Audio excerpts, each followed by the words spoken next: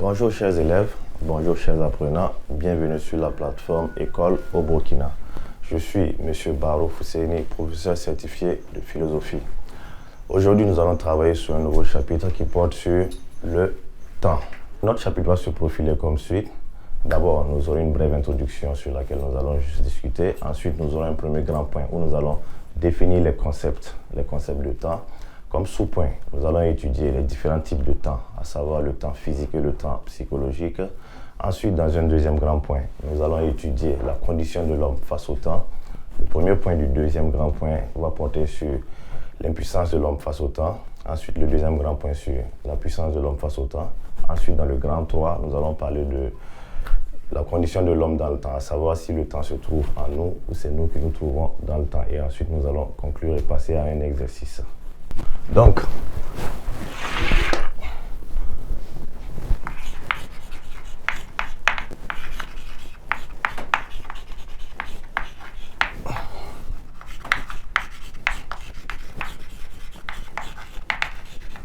comme grand 1, nous avons la définition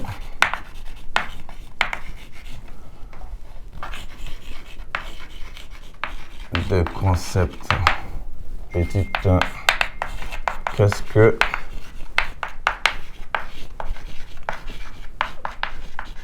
le temps? Alors, la notion du temps est une notion assez équivoque. Cela signifie qu'on ne peut pas encadrer le temps dans une seule définition. Parce que le temps n'est pas quelque chose qui peut être saisi ou qui peut être touché, mais juste quelque chose qui peut être senti. Voilà pourquoi nous proposons une définition comme une étendue immatérielle et insaisissable dans laquelle se déroule toute forme d'existence. D'ailleurs, pour montrer la complexité du temps, je pense que certains philosophes comme Saint Augustin, des philosophes qui datent avant Jésus-Christ, ont essayé de répondre à la question du temps. Quand on leur demandait qu'est-ce que le temps, ils disaient le temps, lorsqu'on ne me demande pas, je le sais. Mais quand on me demande et que je veux répondre, je ne le sais plus. Pour marquer en quelque sorte la complexité et l'homogénéité du temps. C'est la définition du temps que nous allons essayer de matérialiser maintenant au tableau.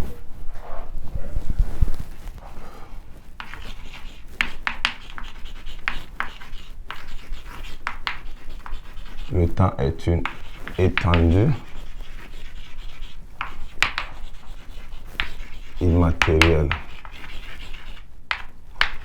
et insaisissable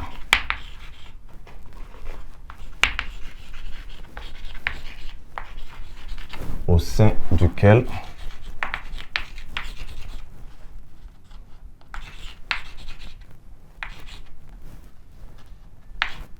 se déroule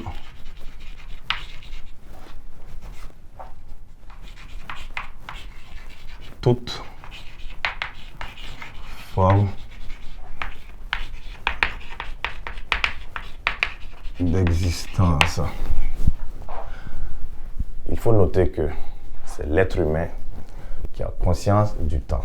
Les animaux n'ont pas conscience du temps. Voilà pourquoi on parle de toute forme d'existence.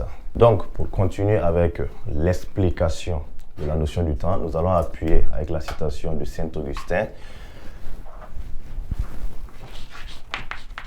Saint Augustin, deux points. Qu'est-ce que le temps? Si personne ne me demande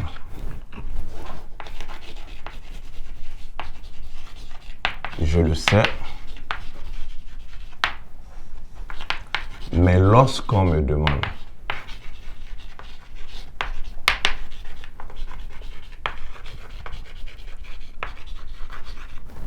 et que je veux répondre,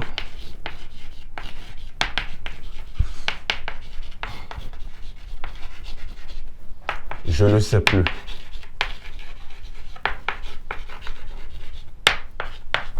Donc, la citation de Saint Augustin veut montrer que le temps coule dans un sens unique et il est insaisissable et surtout il est frappé par l'homogénéité et la complexité.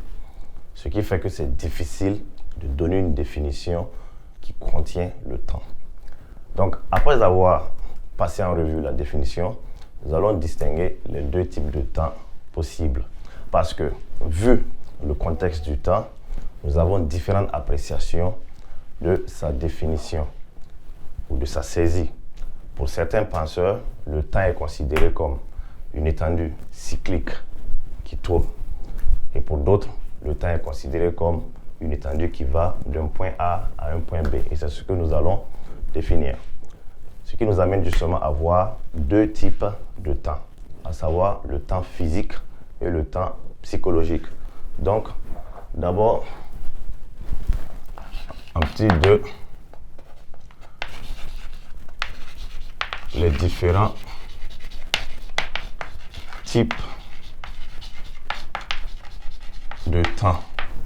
Et en petit a, nous avons le temps physique. Alors, qu'est-ce que le temps physique? Le temps physique est considéré comme le temps que nous partageons tous, ou du moins le temps que les hommes de la même zone partagent.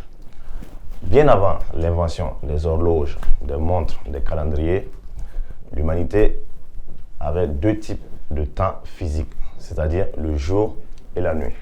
Pourquoi le jour? Lorsque le soleil fait face au versant du globe terrestre dans lequel vous êtes, chez vous il fait jour.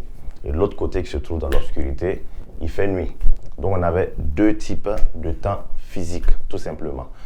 Mais avec l'évolution, les calendriers, les horloges, les montres sont arrivés et du coup ça a facilité la mesure du temps physique. Ce qui fait que le temps physique, c'est le temps quantifiable, le temps qui se prête à la mesure de tous les hommes.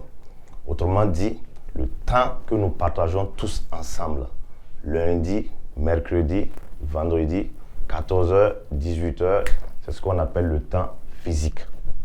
Il faut noter que le temps physique aussi diffère de la position dans laquelle nous sommes.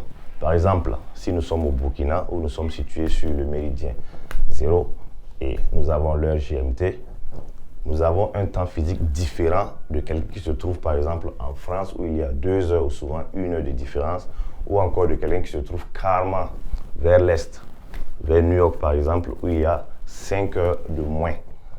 Mais toujours est-il qu'il faut retenir que le temps physique, c'est le temps que nous partageons tous ensemble, le temps qui nous permet de planifier notre programme. C'est ce qu'on appelle temps physique.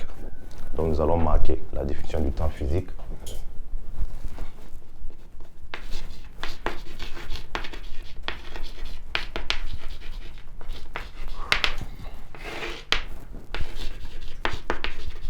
Donc nous avons deux types de temps. Le temps physique, deux points, c'est le temps quantifiable, virgule, le temps qui se prête à la mesure. Autrement dit,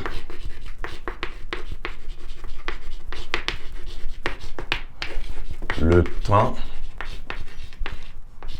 des horloges, calendrier,